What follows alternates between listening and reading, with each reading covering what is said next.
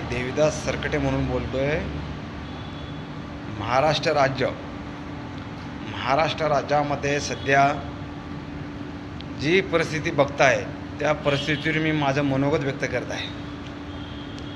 महाराष्ट्र राज्यामध्ये हिंसाचार, हल्ले, खून, मर्डर, बलात्कार या सरकारच्या कारकिर्दीमध्ये दिवसेंदिवस वाढत चाललेले आहे. इथली न्यायव्यवस्था, पोलीस प्रशासन यांच्या विरोधात आवाज उठवावा लागतो. जनतेला रस्त्यावर यावं लागतं.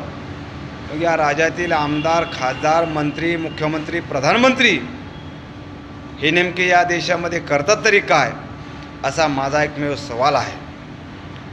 जर या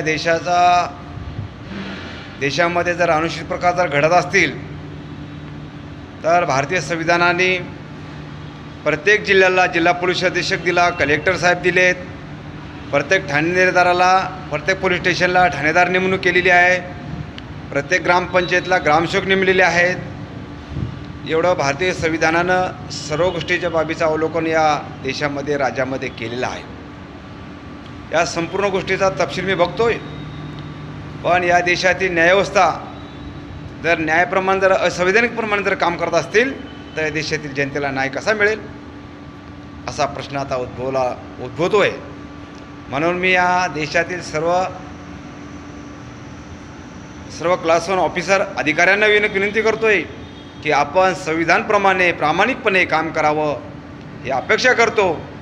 आणि महाराष्ट्रात, राज्यातील, संपूर्ण देशातील गोरगरीब जनतेला, या देशातल्या जनतेला न्याय देण्याची भूमिका आपल्या माध्यमातून निभावं. कारण मी बघतोय देशामध्ये राजकारण होताना दिसत आहे. जिथे आपल्या पक्षाचा कार्यकर्ता असला का तिथे पोलीस स्टेशनला फोन जातो. आणि महाराष्ट्र राज्यामध्ये बीड जिल्हा, परभणी जिल्हा, बारामती या मतदारसंघामध्ये दिवसेंदिवस प्रकरणं वाढत चाललेले आहेत. हिंसाचार वाढत चाललेला आहे. कायद्याचा धाक, पोलीस प्रशासनाचा धाक या राज्यातील जनतेला राहत नसून उद्रेक होताना दिसत आहे. देविदास सरकटे, नाशिक. जय हिंद, जय महाराष्ट्र.